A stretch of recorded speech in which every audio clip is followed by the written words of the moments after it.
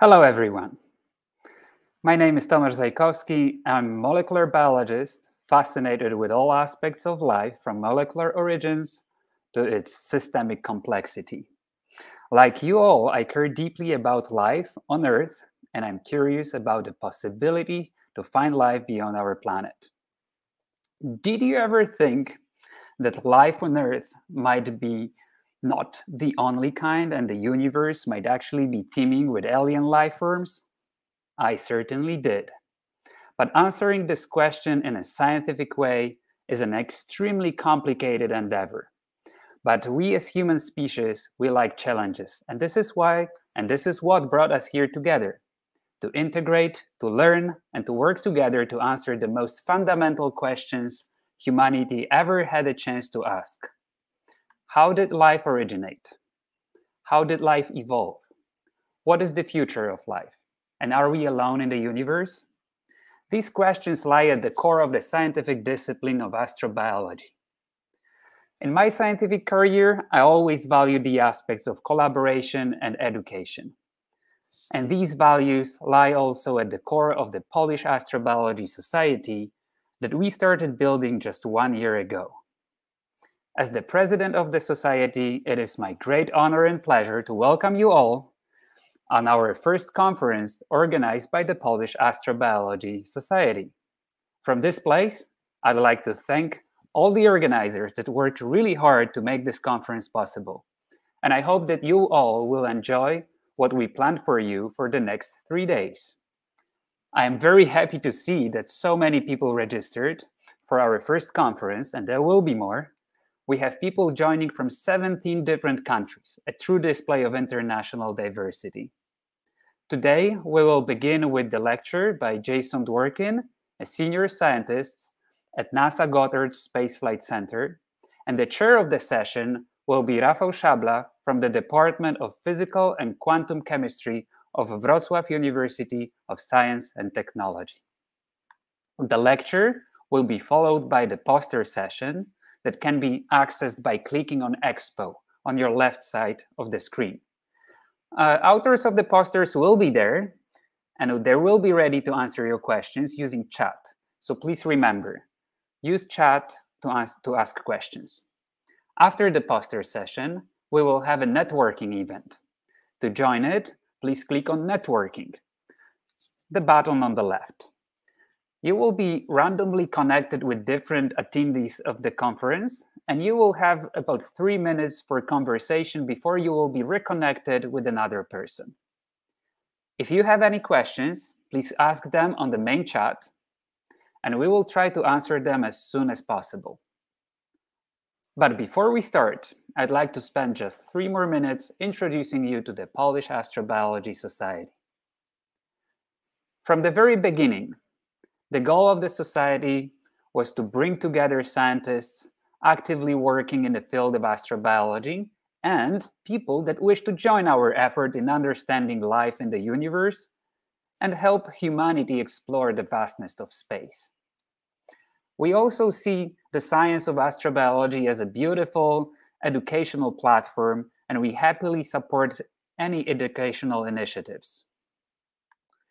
To teach astrobiology and to help introduce the science of astrobiology to the general public, we have built a webpage, AstroBioPL, where we collect educational materials and we explain different aspects of astrobiology. We are also present on social media, providing you with news and opportunities in astrobiology, so please join us on Facebook, YouTube, Twitter, Instagram, even TikTok. As part of our regular activities, we are meeting for weekly seminars, and once a month we organize panel discussions. During these discussions, scientists that specialized in specific field of astrobiology, they talk about subjects like the origin of life, extremophiles, synthetic biology, or space medicine, just to list a few. You will find the recordings of the previous discussions on our YouTube channel. There, you will also find interviews with Polish astrobiologists and recordings of past seminars. Recently, we have introduced a new custom. One seminar a month is now held in English, so please contact us if you would like to present in English. We collaborate with foreign research institutions. So if you are interested in joining our efforts, please contact us via the contact form on the webpage AstroBioPL. Here, I will end my introductions, and once again, I'd like to welcome you all and wish you incredible time during the next 3 days of learning, discussing, and integration. And now I officially open the first Life and Space conference organized by the Polish Astrobiology Society. Enjoy.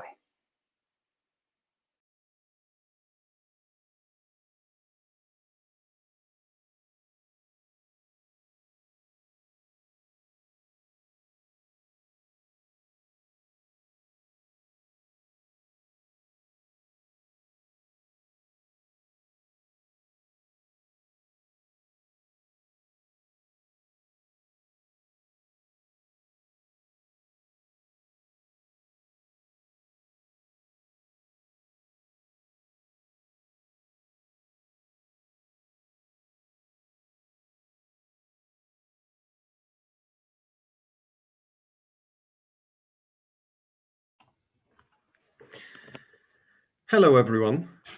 It's really nice to welcome you at our first Polish Astrobiology conference.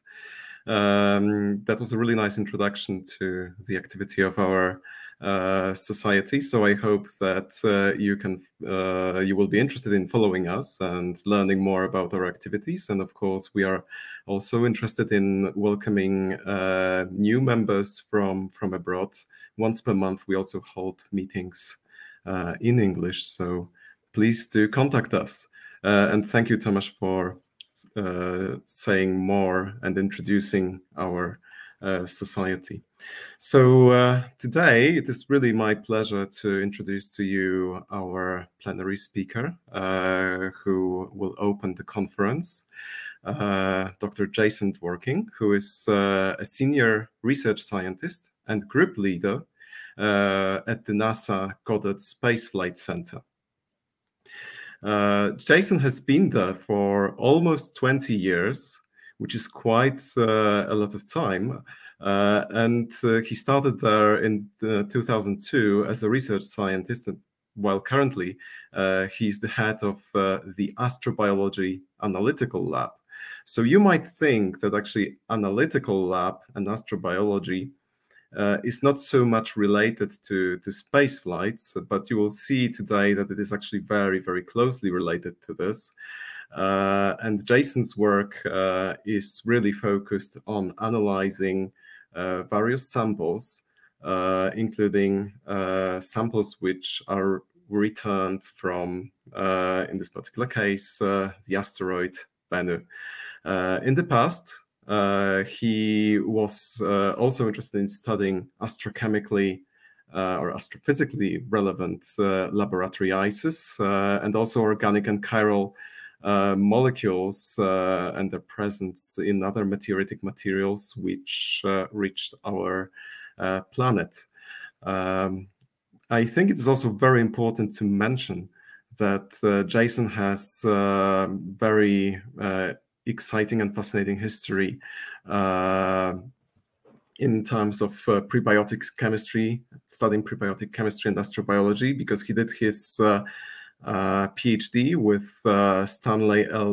Miller, who really was one of the first researchers interested in studying prebiotic chemistry and the origins of biomolecules on Earth. So he did his PhD at UC San Diego in 1997, and then he worked for 5 years at the NASA Ames Research Center until 2002.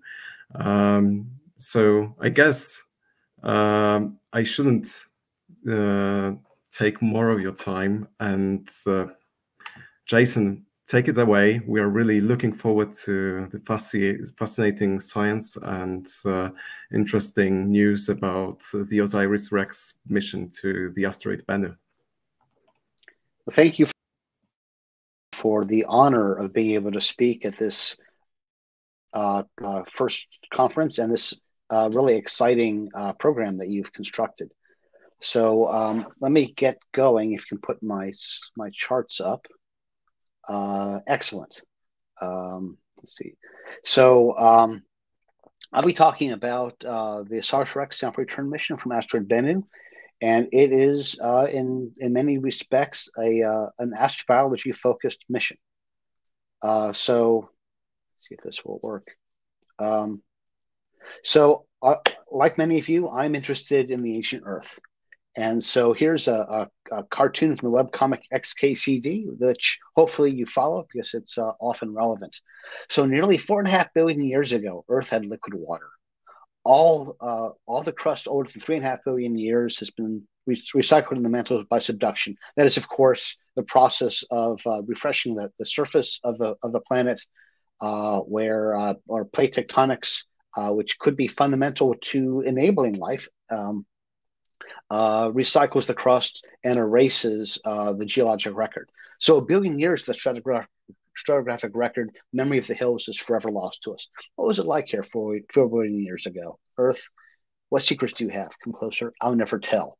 The Earth is relatively silent on this. All we have are these stupid tantalizing zircons, which are very hard crystals that we have recovered and from 4.2 billion years ago, and record that there was in place an ocean enough to form these crystals, and scars on the face of the moon, which tell us of the impact record, that there was bombardment during and shortly after the accretion of the Earth by asteroids and comets.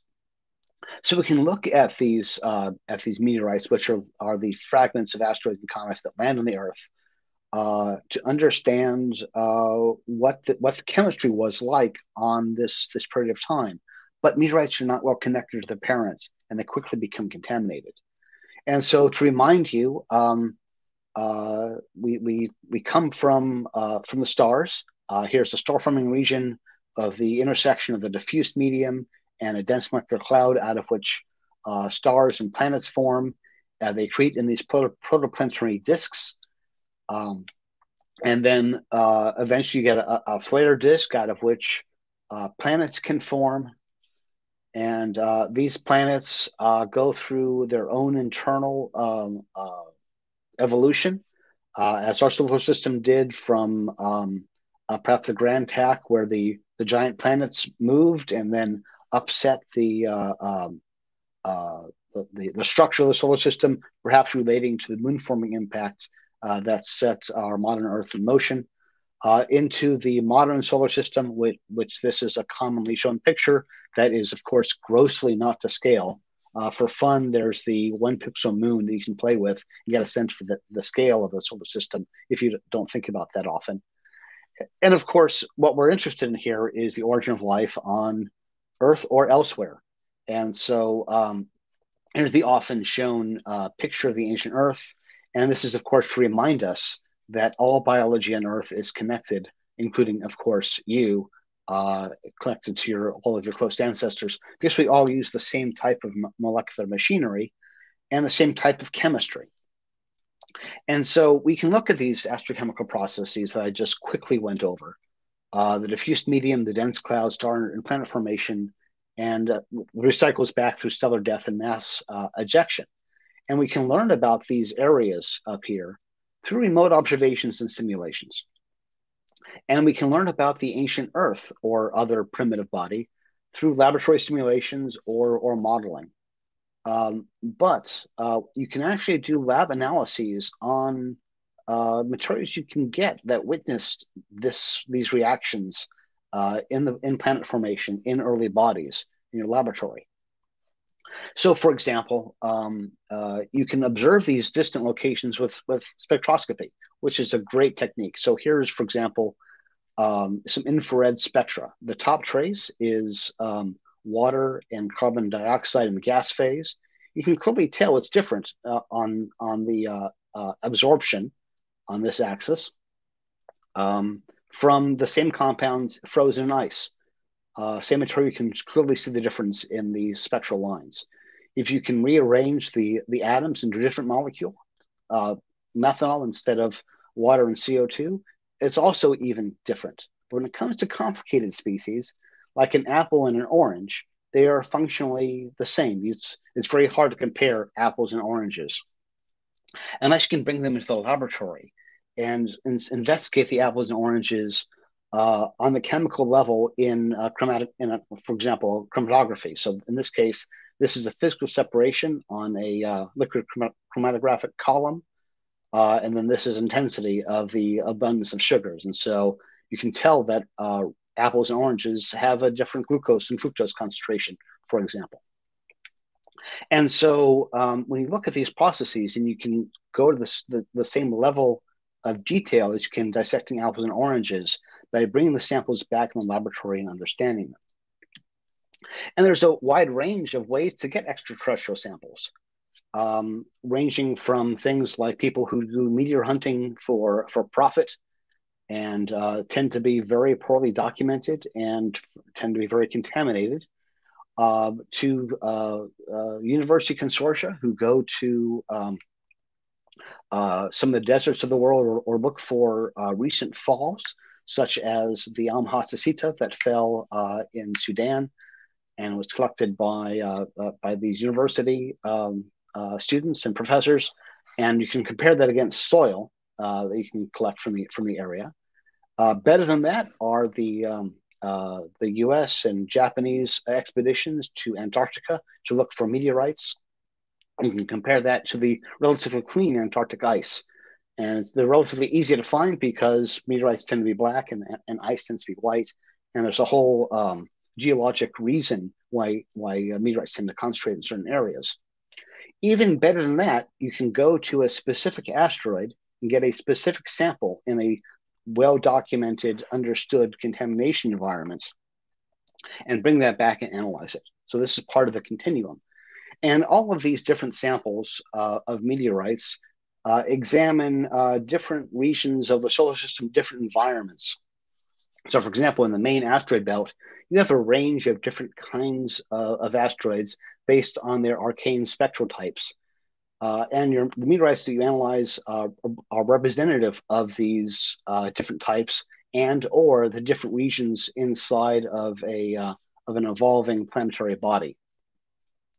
And then these are reflected in this taxonomy of different types of meteorites. You've probably have heard of the famous Murchison meteorite. It's a CM2, named after the archetype, which is Mackay, which is named after the closest post office to where that sample is recovered. So it's another one of these arcane nomenclature systems. And there's been an increasing study, some of it by my laboratory, looking at the different kinds of meteorites and what their chemistry can tell us about the early solar system. And I'll briefly advertise some of the work in my laboratory, where we look at a range of different types of meteorites and try and look at a number of compounds, including in this case amino acids. And we can see that the structural diversity of the amino acids, in this case the C5 amino acids, seems to be to correspond with the type of alteration, level of water versus level of heat in the parent body, as well as the total abundance of amino acids, and this is a log scale. So you can say a lot by looking at these sorts of organics, both as far as cosmochemistry, as well as looking at, well, gee, which are the ones that tend to favor the astrobiologically relevant amino acids, and of course, the emergence of chiral asymmetry in amino acids and other compounds, and meteorites, which I sadly won't have the time to go into. And so to analyze these sorts of things, you need complex lab equipment. This is equipment that cannot be flown on a spacecraft. Physically cannot. So for example, in this case, this is a synchrotron beamline, and right down here you can see the scale bar is a car. And so this is not only too large to fit into a payload of a spacecraft, but also too large to even make it to the launch pad. And in fact, the beamline is actually more expensive than an entire space mission. Furthermore, you have the flexibility to analyze samples and ask new questions. So for example, here's Jamie Elsela in my laboratory, and she is right now in this picture analyzing samples from one of the Apollo missions for amino acids for their stable isotopes. And this is answering questions about the origin of the amino acids, which was unanswerable because the technology had not yet been invented in the 1970s when the samples were collected. Incidentally, Jamie was not yet born when the samples were collected. So having this archive of sample return material that's been stored under good conditions and well documented enables this type of research. And so future scientists, maybe those not yet born, or maybe those in this audience, can ask questions that the researchers hadn't thought of when they designed the mission to go get a sample. So there's a history of sample return missions. The first one is actually Apollo 11, that returned the first extraterrestrial sample to the Earth on purpose, followed by other missions to the moon. The Genesis mission returned samples of solar wind. The Stardust mission returned samples from a comet tail. Our laboratory was actually luckily involved in detecting glycine, the first amino acid confirmed as a molecule from a comet.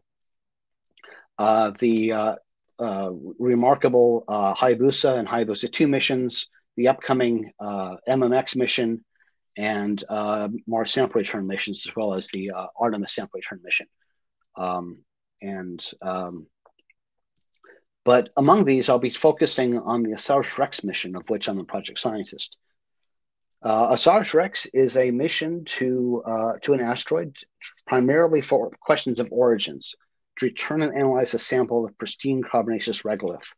The sample comes back in just under 2 years from today, and is designed to collect surface material of at least 60 grams and as much as 2 kilograms.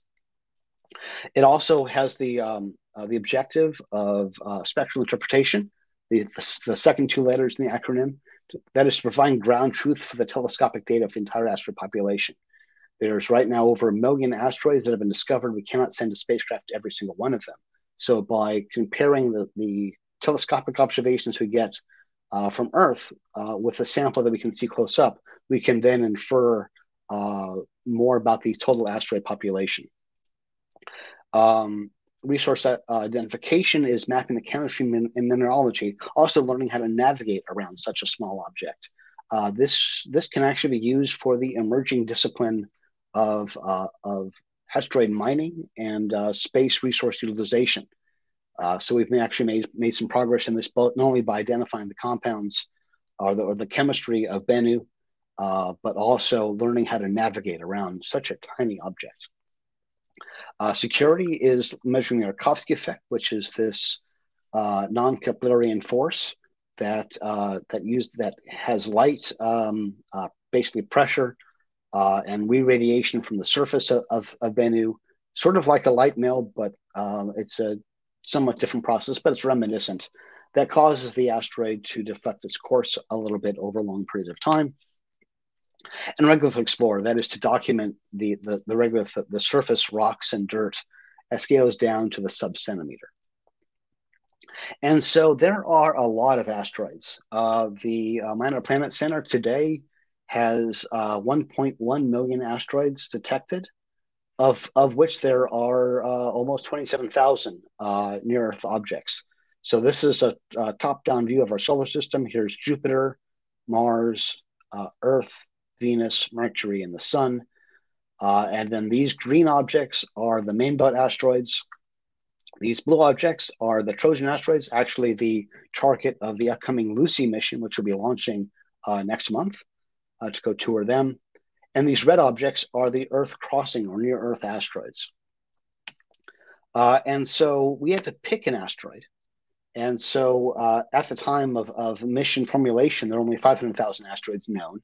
We needed one that we could get to and back from in the lifespan of the science team. We want to actually see the results of what we started. So that led us down to, at the time, 7,000 Earth asteroids. Of those, we needed an asteroid that we could get to that has an orbit that, without so much of an inclination, that we can't use a rocket we can afford to get to. Of those, we needed an asteroid with a diameter greater than 200 meters. Smaller than this, the asteroid tends to spin up very quickly due to something called the Orb effect. which it can spin up to as fast as 1 revolution per minute, which is bad for 2 reasons. One is the surface rocks and dirt that our samplers are designed to collect wouldn't be there, they'd fly off. And secondly, and in many ways more importantly, it's a huge navigation problem to basically dock with an object spinning that fast. Of those, only 5 at the time had spectra that told us those carbon rich. And of those, Bennu was the best characterized. The second best characterized, by the way, was Ryugu, the target of the Japanese Hayabusa 2 mission. Anyway, this was characterized with a wide range of ground and space-based objects. And actually, Arecibo data, as mixed with some goldstone, gave us the shape model, which turned out to be remarkably accurate. Of a half-kilometer across rotating asteroid, rotating retrograde, with a day of 4.3 hours. It's quite a walkable object, assuming that you were there and didn't fly off because of the low gravity or suffocate because of the lack of air. That it's sort of on the scale of walking around the Palace of Culture and Science, which I hope to visit someday. It's a spacecraft in many ways the same as any other spacecraft you've seen. It has solar arrays, a high-gain antenna. It has a science deck with a payload of instruments, but it has these other funny things. It has this up here, which is a sample return capsule that comes back to Earth. And this 3-meter-long pogo stick on the end of it is a sampling device, which is basically like a backwards air filter. We blow a jet of nitrogen gas into the surface. This is video from a microgravity flight that we took on one of these Vomit Comet KC-135 flights. Inject gas into the surface that stirs up the regolith and gets trapped inside of this container. There's a little check valve on the bottom that keeps too much from coming back out again, and that holds the sample as the spacecraft backs away. And so the spacecraft is very well equipped with a suite of instruments, a spectrometer that can map the surface from 0.4 to 50 microns for 2 spectrometers, navigation camera that can also provide a little bit of science data, a suite of cameras which can view down to the sub-centimeter as well as from great distances, a Canadian supplied laser rangefinder that has 2 different laser energies, which map the surface in great detail topographically. Rexus was a student experiment from MIT and Harvard to map elemental abundances in X-rays, assuming that there was sufficient solar flares from the sun to enable it to do so. And of course, the usual radio science you can do with your various antennas back to the Earth receiving systems. I'll take a moment to also emphasize that because we're interested in the molecules of life, contamination is extremely important to both control and understand. And so I was in charge of putting together and helping implement a contamination control and contamination knowledge program, where we deployed contamination witness plates and analyzed those, both for performance as well as for requirements. We actually collected bits of the rocket fuel used on the spacecraft to analyze that. We deployed an additional set of contamination plates to monitor particles and films and have some of those archived for future scientists to study in case there's an anomaly that comes up in the sample. Likewise, we have an archive of all the materials that were on the spacecraft that had a reasonable pathway to get to the sample, as well as the various gases that we analyzed that were used in purging the spacecraft and preparing it for flight, as well as, of course, the gases used to stimulate the surface in the sampler. And so this is a long process. This is a PI-led mission. The PI is Professor Dante Loretta, University of Arizona. And we started thinking about this mission in 2004. We're eventually selected in 2011. And if you don't know, when you win a spacecraft mission, NASA doesn't just dump a pile of money on your driveway. You actually go through many, many reviews. So we spent most of our time in this conference room arguing over different implementations, all the way up to CDR in 2014. So that's 10 years of PowerPoint and some minor experiments before we can actually start building a spacecraft. And I'm proud to say that SouthRex launched September 8th, 2016, on time and under budget. Spacecraft is more than just the hardware, it's the whole team. And this is a team photo right before launch. I'm down here in Project Science, but of course, as I mentioned, it's University of Arizona is the lead, with participation from Canadian Space Agency, Arizona State, Harvard, MIT, Kinetics for navigation, University of Arizona for one of the cameras, and Goddard for one of the spectrometers, as well as, of course, mission management. So Bennu is a challenging object. We spent a lot of time studying it and doing rehearsals on how to collect the sample. At the time of sampling, October 20th, 2020, this was had a one-way light time of 18 and a half minutes.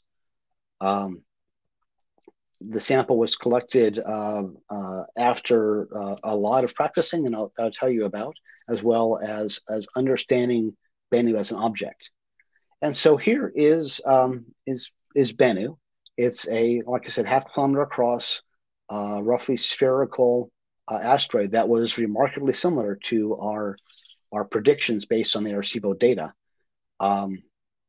Surprisingly, it is a very similar shape to Ryugu, which is another carbonaceous asteroid, which was the target of JAXA's, Japanese Space Agency's Hayabusa 2 mission, which was very different from Itokawa, the target of Hayabusa, the also Japanese mission. So we had done a lot of our modeling based on what we knew about asteroids, looking at Itokawa, for example, and saw that there are these smooth terrains here, which would be very, very sampleable. And we knew it was round, so it should be very easy to navigate. But we were surprised. But I should say, before that, we had to get into a record-setting orbit. We actually got 2 Guinness Book of World Records for the closest orbit of the smallest object. So that's just kudos to our expert team of navigators. And so when we got to Bennu, we found out that it had a lot of boulders. This was a huge surprise because the Arecibo data said it was fairly smooth, except for one big boulder. And the thermal inertia, that is the change in temperature of the surface as the asteroid goes from day to night, night to day, said that it warmed up and cooled down like it was a sandy beach. And so having these big rocks was a surprise and rather terrifying because we had to find a place to collect the sample. But there were craters and enormous boulders with a huge range of albedo. From the majority of it is very, very low, 3 to 4%, with some rocks right here. This bright one that's much, much, much higher. In fact, these bright rocks look like they're pyroxene, and perhaps from vestoids, maybe from Vesta, or the source of the HED objects. So it looks like we see rocks from other asteroids that have gotten mixed up into Bennu. We see a strong water band, very different from what they saw on Ryugu, with hydrated clay minerals and phyllosilicates and magnetite, which is another indication of strong aqueous activity. We found that our thermal inertia measurements from the ground were accurate, but our interpretation was totally wrong because of the rocks in Bennu look extremely porous, very fragile, such that they don't retain the heat as you expect a solid rock to do. They behave more like sand as far as their thermal inertia behavior. And so the biggest boulder has the lowest thermal inertia. And Nightingale was the place that we ended up selecting to get our sample. We also measured the Yorp spin rotation, and it is spinning up as was predicted, and does indicate that it is a loose rubble pile all the way through with interior voids even. And we measured the Rakovsky effect change, that it changed 185 kilometers over the 12-year observing period since it was discovered in 1999. This actually means that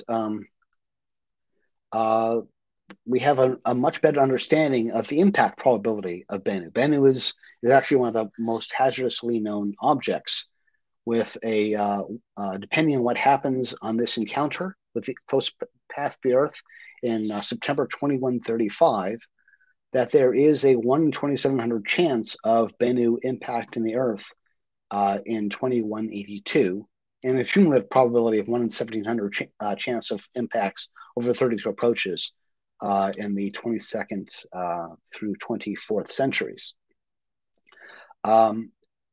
So what this means is that depending on what happens on this encounter with the Earth in 2135, future scientists and engineers can make decisions with the data that they have from Bennu on if they need to and how to divert the orbit of Bennu to protect a potential impact of the Earth. So this is all great news for future us. We also discovered, much to our surprise, that Bennu is ejecting particles. These are a couple of centimeter sized rocks that we see flying off of the surface of Bennu at different intervals in discrete events that end up either coming back to Bennu and making more arrays of rocks come off, orbiting for a brief period of time, or escaping. This was a huge surprise, and of course, initially was of great concern to the navigation, but turned out that the rocks are small and moving slow enough that they weren't a hazard for the spacecraft. Was instead a boon for further understanding the gravity field of Bennu by tracking these objects. We also, when looking at the sampling site of that we call Nightingale, detected carbonates and organic material. And so this is great news because these are the samples that we're bringing back to Earth to study, including macro scale carbonate veins that perhaps indicative of huge hydrothermal systems on the ancient Bennu. Now, remind you that we had to do this all during a pandemic. The spacecraft arrived at Bennu in December 2018 and did most of its observations pre-pandemic, but the actual navigation to collect the sample was done all remotely, and this was an enormous challenge. To tag with Bennu, the spacecraft was in a close orbit and then diverted orbit to fly across the pole here, as you can see. We had already done this twice. This is actual all spacecraft data that's been put on this animation. We had done 2 rehearsals to a checkpoint and a match point where we stopped the rotation and target for a free fall for the last 25 meters until we touched the surface. It turned out that as I mentioned, the spacecraft was designed to sample on a sandy beach-like object with these wide areas of no boulders. These did not exist. And so while we designed the spacecraft to look at a 50-meter diameter landing ellipse, one did not exist. So we had to use spacecraft resources to come up with a new method that we'd had as a backup. Instead of using lidar to use the cameras to track the surface features, to choose this much smaller ellipse. This is a 10-meter diameter ellipse. And we targeted the center of this spot with our spacecraft, and autonomously, the spacecraft actually touched the center within 1 meter of that ellipse. So again, this was at 18.5 minutes light time. And so here are 3 camera views of the spacecraft descending to the surface. This is one of the SAMCAM looking right down. This is the red square looking down at the sampling device, and this is the navigation camera with this green square looking down at the sampling surface in the edge of this Nightingale region. You can see that the sampling arm is descending. Here's the shadow of the sampling arm coming down to touch the surface. And then contact, we blow the nitrogen gas. A plume of rocks come up, and then we fire the backway thrusters, and more rocks come up, and you can see the TAGSAM arm sticking out here. You can see its shadow. You can see the shadow of this plume of rocks excavated from the sampling site as the spacecraft motors back away and then get into a safe distance from the surface. And it should end right about now. And so we did an exercise to reconstruct what happened during this contact. So the spacecraft was descending to the surface at 10 centimeters per second. That's again this free fall from the last checkpoint to make sure that the engines didn't fire too close to the surface and potentially contaminate it with unburned hydrazine. The spacecraft contacts the surface, and then the spacecraft continues to sink into the surface for an additional up to 6 seconds before the gas fires. The gas fires and the spacecraft is slowed down from 10 centimeters a second to 4 centimeters a second. So the action of the gas firing, which acts as sort of a thruster, as well as the surface properties of Bennu, barely slowed down the spacecraft. The spacecraft sank another 23 to 48 centimeters into the surface, totally burying the head, which is ideal for collecting sample. And then the thrusters fired and the spacecraft backed away autonomously at 40 centimeters a second, as you just saw. The spacecraft was designed so that we could hold the TAGSAM head. Here's the bottom of it, of the sampling head, looking at it. And then we would spin the spacecraft around and measure the change in moment of inertia to see how much sample we actually recovered. Well, it turns out if you look in this picture, you can see there's a shadow here. And if you change the gain, you can see a few more shadows here. Those are rocks from the surface of Bennu that got jammed inside the TAGSAM head, propping open this mylar flap. The sampling head was so full of material that it was literally overflowing. This is actually a contingency we'd never seen on our testing on Earth. We never gotten this much sample in our testing. So the sample head was probably packed full of material, but sadly, these rocks jammed open the mylar flap and some material was coming out. And so here, as we were taking images of it, we saw particles falling out of the TAGSAM head. I had nightmares thinking about each one of these particles as a PhD thesis not being written.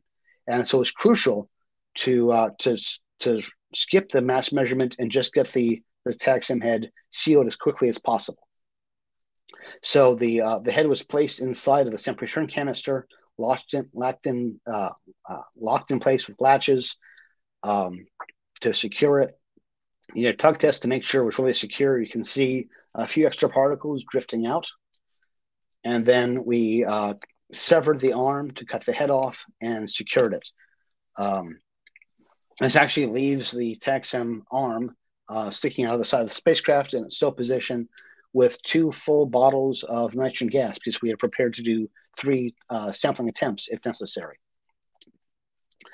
We had enough time and resources to go back and look at the sampling site. So here is this crater.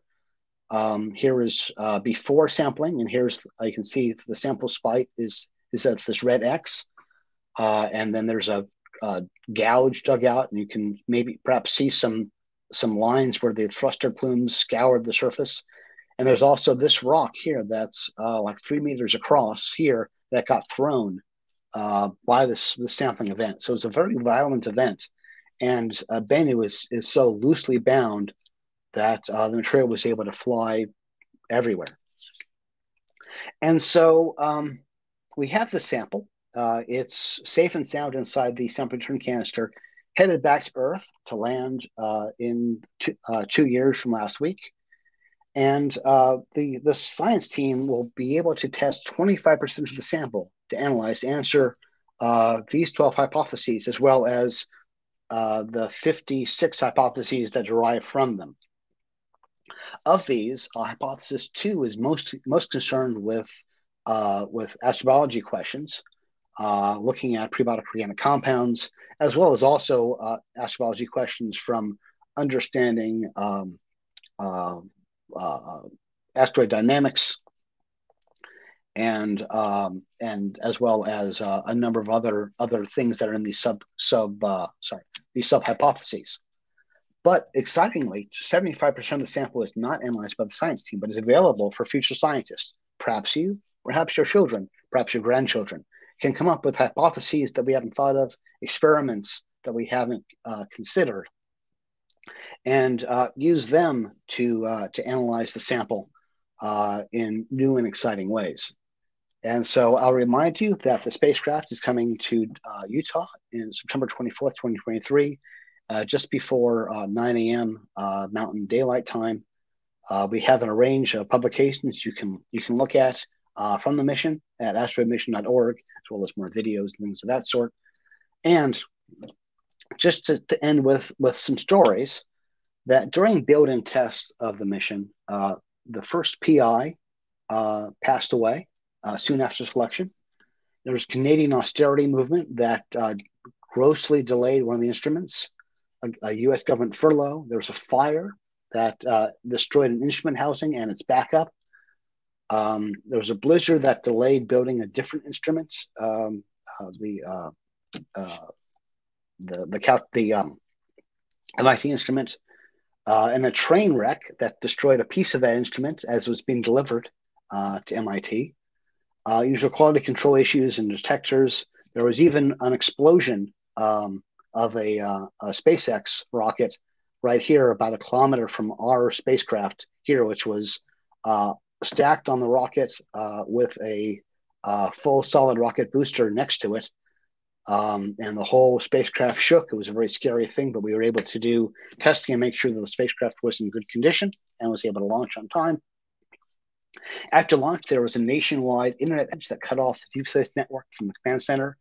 And I was fortunate that we had a member of the navigation team who happened to be on vacation in Los Angeles for Christmas break, was able to bring the commands on a thumb drive to the deep space network to get the commands entered so that we could actually insert into that record-breaking orbit around Bennu. As I mentioned, the surface of Bennu was unexpectedly rocky. There was another government furlough, the unexpected particle ejections, another blizzard, and a global pandemic. With all of this, launch was on time and under budget. There was only a single safe mode during outbound cruise due to a mistake with the file formatting, but that had no impact on schedule performance, and no other safe mode since. One laser on the OLA instrument failed well after suspected life, and we're able to successfully recover from that. And sadly, the sun didn't cooperate by giving us good solar flares for Rexus. So I'd like to end by saying this is a remarkable team, and I appreciate your attention and your interest in this topic. Thank you.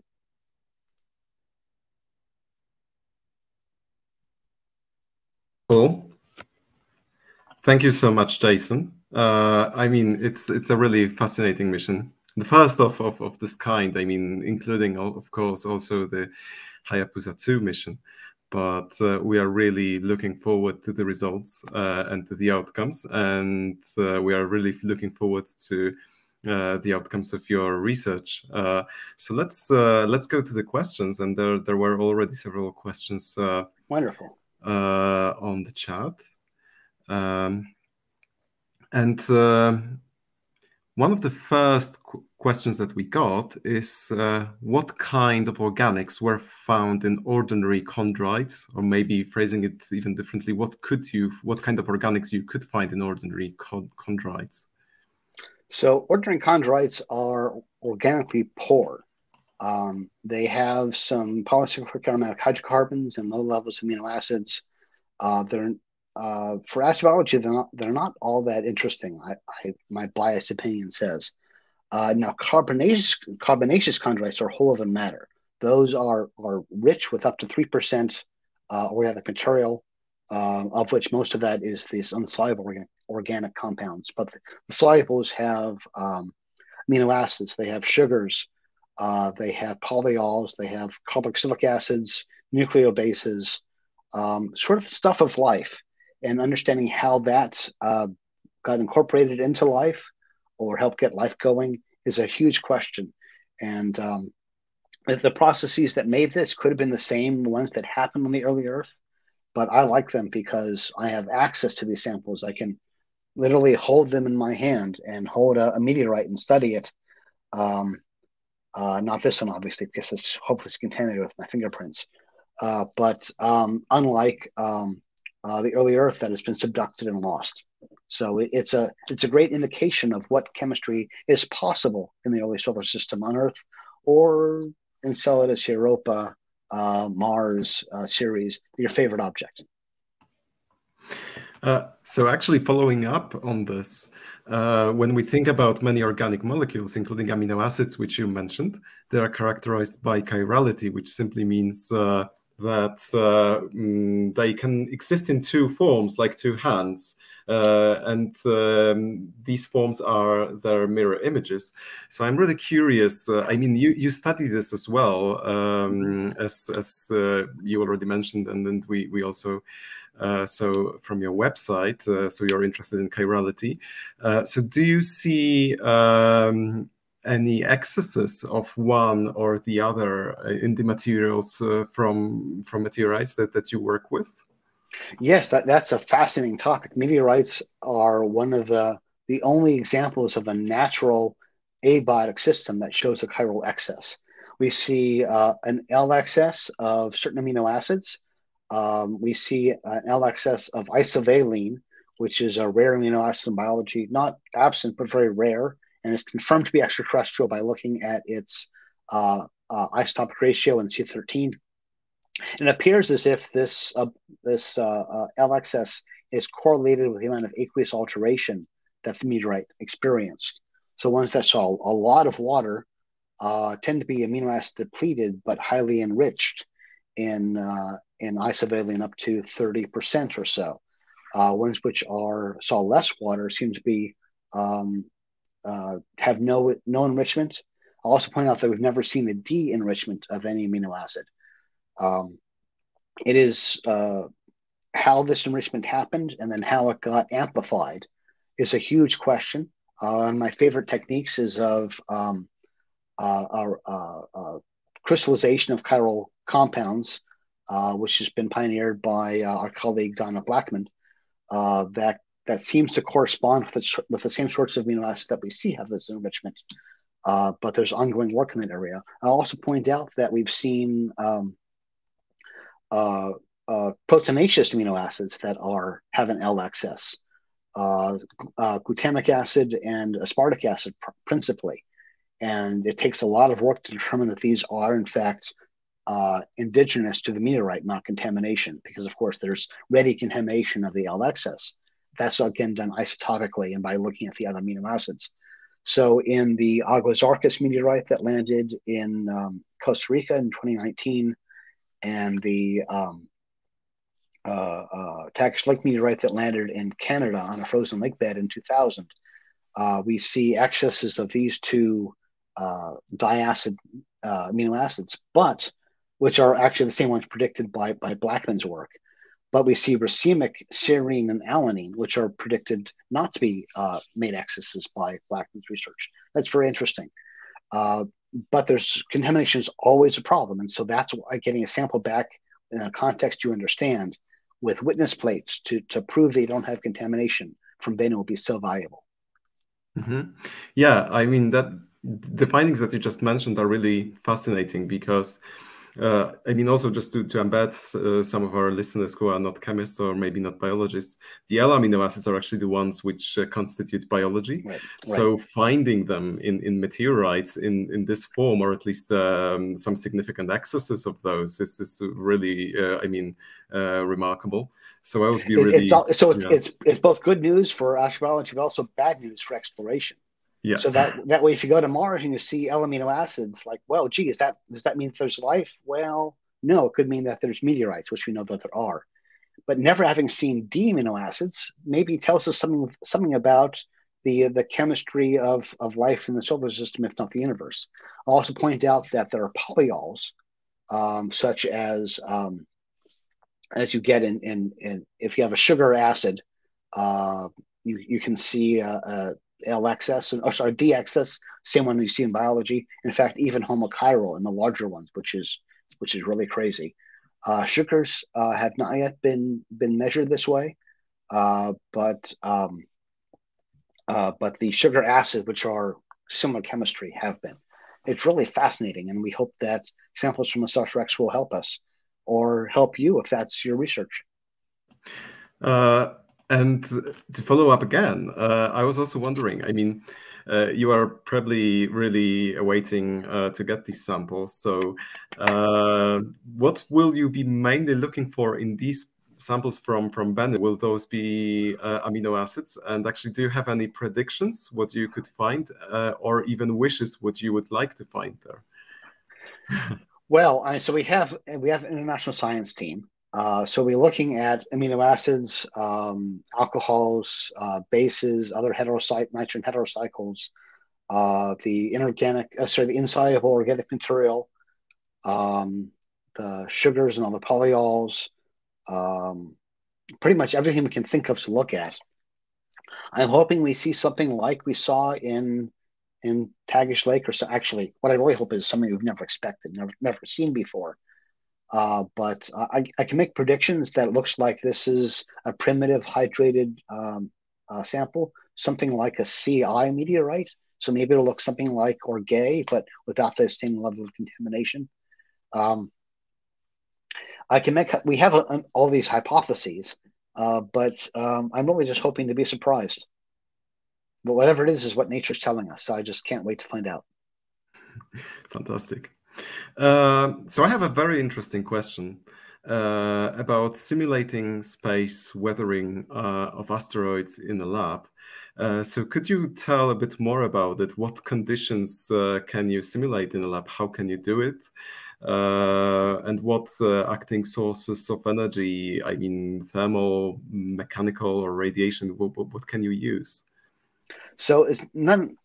I don't do this research myself, but the people I talk to, they either use ion beams to simulate the flux of these particles that can create space weather. That is the alteration of surface materials by exposure to space, or they use fast lasers to simulate the impact heating of a micrometeorite hitting the surface. To understand that, mostly they use the lunar samples as a proxy, because we have the most space weathering from samples brought back from Apollo just by sheer mass. And so that's a very good place to compare against. There's a number of research groups doing that. My bias is astrobiology, and this isn't so important for me for astrobiology. So I can only give you hearsay about what I pick up at meetings and things of that sort.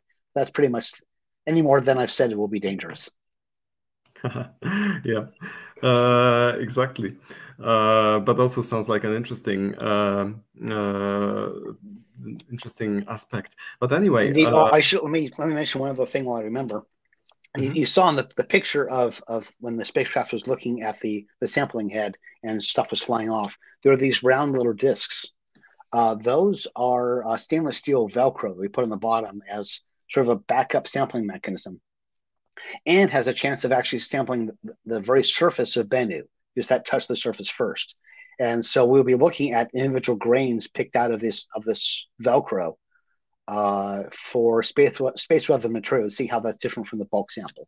So the space weathering fans have a chance to look at interior versus exterior sample to maybe answer their questions.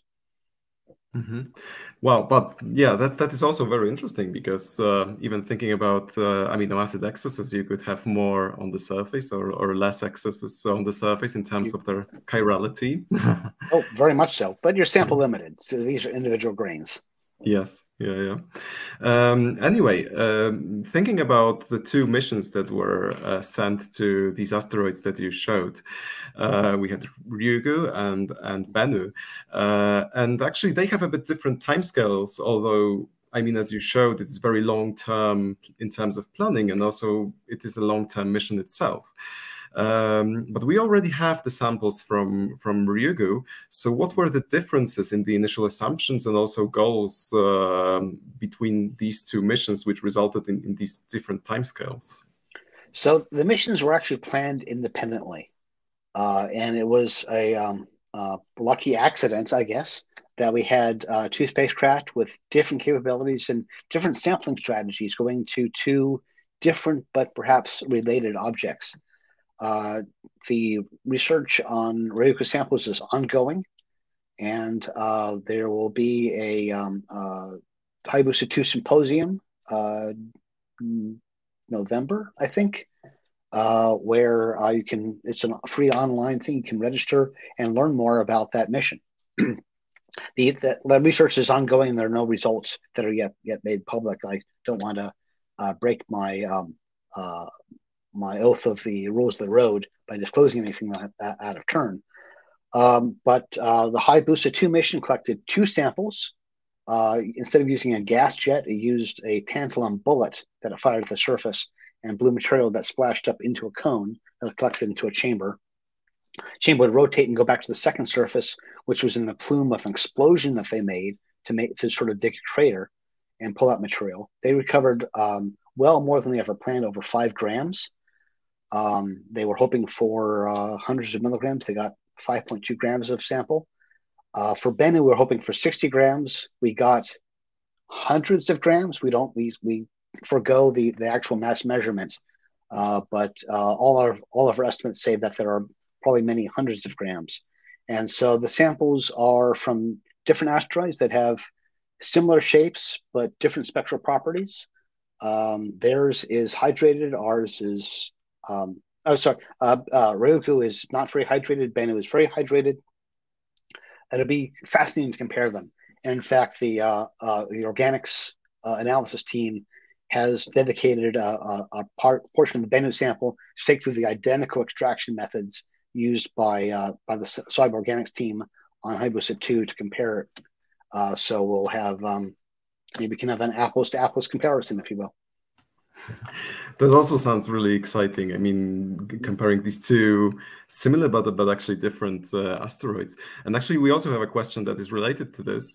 So one of our listeners asks whether we will ever come back to Bennu, or are there any other exciting asteroids that we should visit? And maybe you have some ideas about it. I know that you showed some future missions that are planned. So, there are a million asteroids, and it'd be great to go to all of them. I don't know which ones will be the best ones to visit again.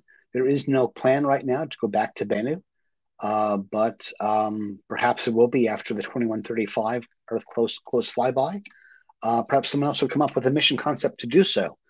The SouthRex spacecraft, after delivering the capsule to Earth in 2135, in 2023, will be in very good shape. The spacecraft is functioning extremely well. The instruments are in good shape. There's lots of fuel.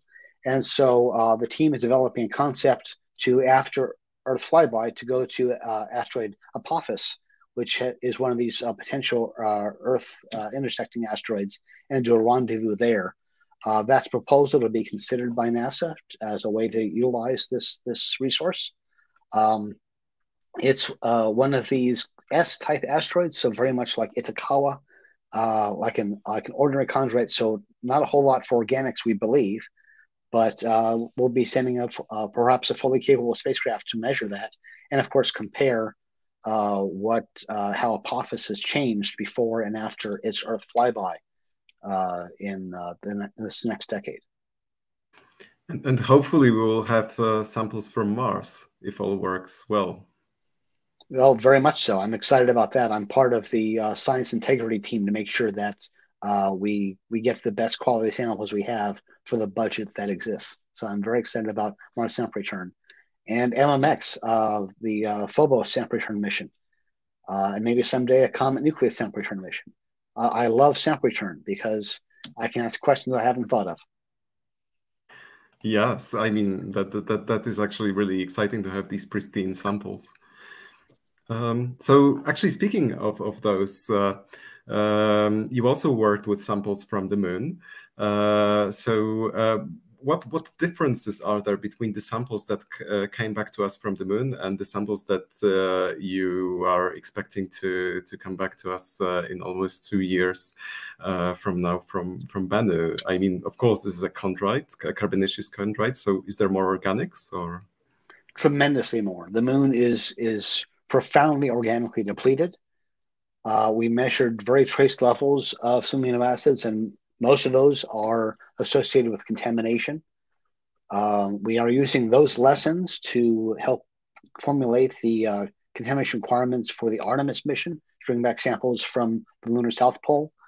And we have an ongoing project called ANCSA, which is some acronym, which is looking at samples collected by the moon that have been stored under sealed under vacuum or frozen for 50 years, and seeing the differences between those samples and the ones that we've already recovered. But so we're looking for a whole suite of compounds: cyanide, amino acids, carboxylic acids, aldehydes, ketones, and comparing those. And the levels are extremely low because the moon is very low in volatiles, very low in carbon, and water. That is also, I mean, an interesting thought, because I never thought so much about it myself, but it's great to know these differences. Anyway, we have another interesting question, and that's about one of the slides. Ivan Paulo Lima writes, Jason mentioned in one of his slides that approaching of the spacecraft to Bennu was one-way light time of 1830. And I think we actually had 2 questions about it. So could you tell a bit more about it? Oh, sure. So that's jargon I should have defined. The solar system is big, and the speed of light is relatively slow compared to this enormous size. So you may have heard about the one-way light time between the Earth and the Sun is 8 minutes.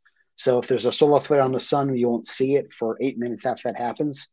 When you look at a star, it's however many years old based on its number of light years away it is.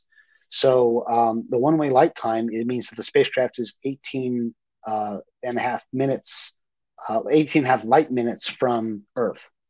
As that means you send a command to Bennu, it takes 18 and a half minutes to get that command there. Which is why you pre-program the spacecraft to do its operations. You don't drive it with a joystick, because there's an 18 and a half minute lag. Which is pretty much the same problem that we have with the rovers which are sent to Mars. Exactly, and depending on where Mars is or where Bennu is, that time changes. We also have a question, which is an interesting question in terms of thinking about alternative biologies, which could develop maybe somewhere in the solar system. We still don't know, or maybe outside of it. So I think it's more of a teasing thought. Would not the best outcome be finding large excesses of some D-amino acids, or, for example, L-ribose? That'd be great. That would tell us, that'd be a really good evidence of both a second genesis, perhaps, on Mars or wherever, independent of biology on Earth, and be a very clear not contamination. Seeing a small polymer of amino acids that are D would be amazing. It would have kind of protection implications. You have to think about whether or not that could be potentially hazardous to terrestrial biology or terrestrial ecosystems. We have to do that no matter what, but that would be Nobel-winning research. That'd be fundamentally change our understanding of biology. That would be the best outcome. Yes. Great. And we also have a question about your working routine, and I guess we could ask it in 2 ways, especially, I mean, working routine during the pandemic, because on one hand, it definitely affected the control of the mission. And on the other hand, it actually really affected the way your lab works. So could you tell us a bit more how you are handling this in your lab, and how these challenges of the pandemic were overcome during the control of the mission? Yeah, so it's been very challenging. During mission implementation, I was used to traveling to Denver, where the Spacecraft Operations Center is, or to Tucson, Arizona, where the Science Operations Center is, once or twice a month. And traveling under normal circumstances, I'd probably give this talk live and enjoy visiting beautiful Warsaw, which I hope to do at some point. In that respect, it's been bad for my frequent flyer miles, but it's been good for my sanity and my sleep. That I don't travel nearly as much, and that's actually better for my carbon footprint. But so we've been doing a lot more virtual meetings. I haven't been on an airplane for a long time. We do things remotely, routinely now. It makes it more difficult to make sure that the minority voice is heard, and you can't see expressions as well. It's much more complicated and much more challenging to do not face to face. There are some operations that are so critical we send out a couple people, but not the usual large contingent of people who are there just in case. I'm more of the just in case person. Project scientist tries to think of groupthink, try and help explain the science to the engineers, explain the engineering to the scientists. That's less crucial at some of these operations when we just have to get something done. So I can listen from home and do that. I work at a NASA center, which is a gated complex. And so there's a security guard who makes sure that if you're on center, you're supposed to be there. You can't just pop in your lab and do something. So we're capped at 25% access as of about a year ago. Before then, it was 0% allowed on center. And so the people who, I'm an old man, so I stay at home and I write papers and review things. The people actually doing the science, they're in the lab. Only one person per room or two people per large room. They're masked all the time, and they can get the highest priority research done, things that have urgent deadlines that are mission critical. So like our research on Hayabusa 2 samples, that's high priority. Our research on looking for compounds and peptides and new species in new meteorites that fall, that's low priority. So that has to wait. And that's unfortunate, but health and safety of the personnel is more important than pushing back the frontiers of astrobiology, I'm sad to say.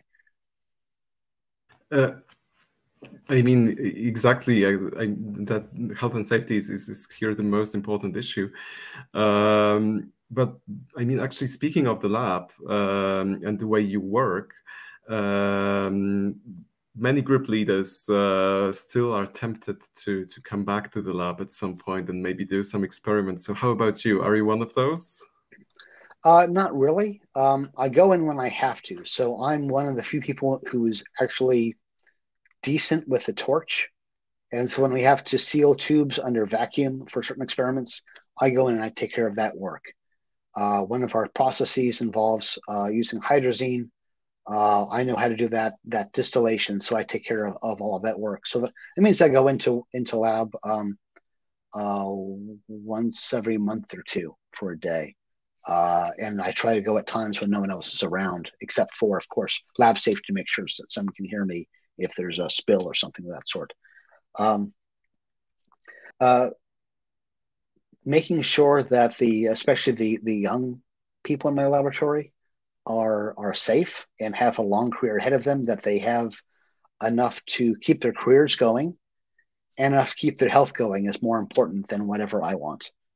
And at this NASA center, this lab is a consortium of many PIs. I've been there the longest, so I formally direct the lab. But we have very talented other scientists who are independent scientists in their own right. We pool resources, we pool space. And so it's all about balancing our needs, our families, our mental health and our physical health. So we try and have an enlightened view of it. And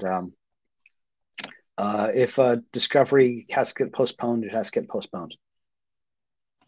Yeah, I mean, especially during these times, it's been very difficult. So, I mean, there is also a lot of admiration from us towards your work and the way you can handle it. And we are really, really happy that it can still move on. And I mean, once again, looking forward to the results of your studies on the samples from Bennu. Absolutely. And I'll also encourage your audience to write proposals to get the sample. It'll be released to the scientific community 6 months after sample return. There'll be a catalog, and you can request samples as you would any other mission sample. Which is also a fantastic opportunity. I mean, everyone from the world can actually apply for it and possibly do some experiments. That's right. Wonderful. Thank you so much, Jason. Our time is coming to an end. It's been wonderful to listen to you speaking about the mission and about your research and also your plans to study these samples. I would also like to thank you, all of our listeners who joined us today. Thank you for your time. And remember, there is a possibility to join the networking event on the Hopin platform, and we are also having the poster session today, so you can speak to the poster presenters on the chat and also upvote the posters. So have fun. There will be more of it tomorrow, and thank you so much, Jason, once again. Thank you for having me. Enjoy your conference.